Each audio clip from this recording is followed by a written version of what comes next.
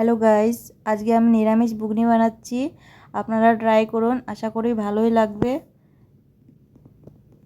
কড়াই বসিয়ে দিয়েছি, কড়াইতে তেল দিয়ে দিয়েছি, তেজপাতা দিয়ে দিয়েছি, শুকনো লঙ্কা দিয়ে দিয়েছি,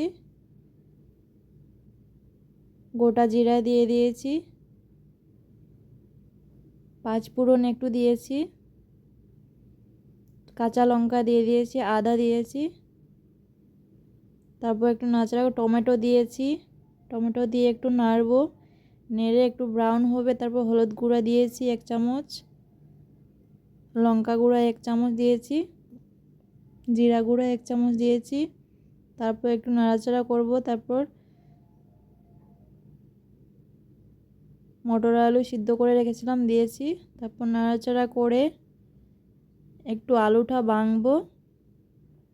আলুটা ভাঙলে একটু মাখা মাখা হবে, ঘুগনিটা খেতে ভালো লাগবে। তারপর জল দিয়ে নুন দিয়েছি 2 চামচ, ম্যাগি মশলা দিয়ে দিয়েছি। তারপর ধনিয়া দিয়ে আমার ঘুগনি হয়ে গেছে, নিরামিষ ঘুগনি।